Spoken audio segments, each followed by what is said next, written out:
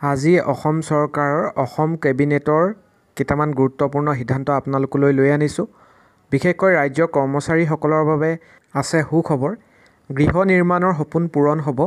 ৰাজ্য চৰকাৰৰ কৰ্মচাৰীসকলক এটা ঘৰ নিৰ্মাণ, ক্ৰয় কৰাৰ সপোন পূৰণ কৰিবলৈ কেবিনেটৰ দ্বাৰা 31 মাৰ্চ 2024লৈকে আপোন ঘৰ আঁচনি সম্প্ৰসাৰণৰ প্ৰস্তাৱত অনুমোদন জনোৱা হৈছে আৰু ঋণৰ সীমা 1% সুত ৰেহাইৰ সৈতে বৰ্তমানৰ 15 লাখৰ পৰা 30 লাখ টকালৈ বৃদ্ধি কৰা হৈছে। অৰ্থাৎ আপোনালোকে গৃহ নিৰ্মাণ যিটো আপোন ঘৰ আঁচনি আছিলে, সেই আঁচনিৰ অধীনত আপোনালোকে 30 লাখ টকা ঋণ পাব।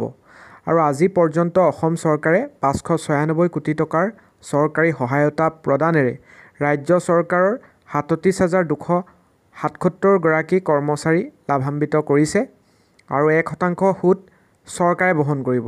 আপোনালোকে 1% ৰেহাই চৰকাৰৰ দ্বাৰা লাভ কৰিব। দ্বিতীয়তে সিদ্ধান্ত লোৱা হৈছে শিশুকেন্দ্ৰিক বৰ্ধিত সেৱা।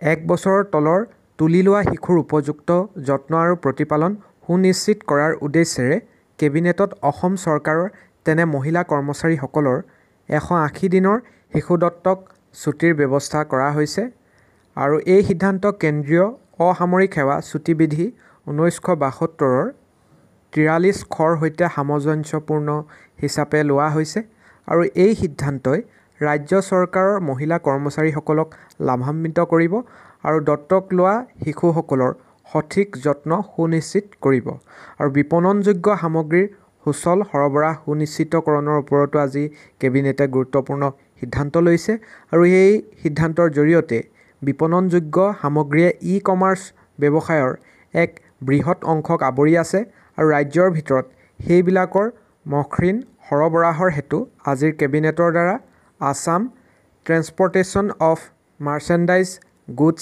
In stage carriage and contract carriage buses scheme 2024 আৰু অসম মটৰ বাহন বিধি 2003 বিধি 67ৰ সংশোধনীত অনুমোদন জনোৱা হ'ল আৰু এই পদক্ষেপে ই-কমাৰ্চৰ যুগত ষ্টেজ কেৰিজ আৰু কণ্ট্ৰেক্ট কেৰিজ বাছত বিপণন সামগ্ৰীৰ সহজ পৰিবহণ সক্ষম কৰি তুলিব। আৰু এটা বিশেষ ক্ষেত্ৰত আজি গুৰুত্বপূৰ্ণ সিদ্ধান্ত লোৱা হৈছে, সেইটো হৈছে অসম ৰাজ্যিক কৃষি বিপণন পৰিষদৰ কৰ্মচাৰীলৈ সমৰ্থন জনোৱা হৈছে আৰু কিছুমান সিদ্ধান্ত লোৱা হৈছে। চৰকাৰী সেৱা খণ্ডত জনশক্তিৰ ব্যৱহাৰ যুক্তিসংগত কৰাৰ বাবে কেবিনেটৰ দ্বাৰা অসম ৰাজ্যিক কৃষি বিপণন পৰিষদৰ কৰ্মচাৰীসকলৰ বাবে এক বিত্তীয় নিষ্পত্তি আঁচনিত অনুমোদন জনোৱা হৈছে আৰু ইয়াৰ দ্বাৰা অসম ৰাজ্যিক কৃষি বিপণন পৰিষদৰ 612 গৰাকী নিয়মীয়া কৰ্মচাৰীক স্বেচ্ছামূলক অৱসৰ আঁচনি প্ৰদান কৰা হ'ব আৰু অসম ৰাজ্যিক কৃষি বিপণন পৰিষদৰ 147 গৰাকী কণ্টিনজেন্সি ফিক্স পে কৰ্মচাৰীক এককালীন নিষ্পত্তি বা গ্ৰেচুইটি পৰিশোধ কৰা হ'ব।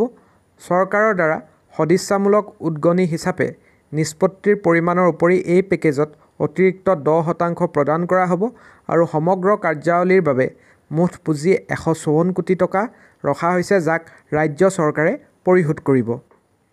আৰু কণ্টিনজেন্সি মেনুৱেলত 131 গৰাকী কৰ্মচাৰীক দিয়া হৈছে আৰু ইয়াত উল্লেখ কৰিছে যে 10 বছৰ বা তাতকৈ কম সেৱা আগবঢ়োৱা কৰ্মচাৰীক 5 লাখ টকা দিয়া হ'ব।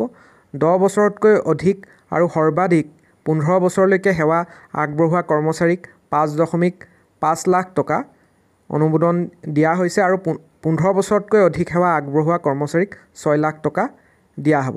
গতিকে এইটো এটা সাহায্য দিয়া হৈছে, সমৰ্থন জনাইছে এইসকল কৰ্মচাৰীক।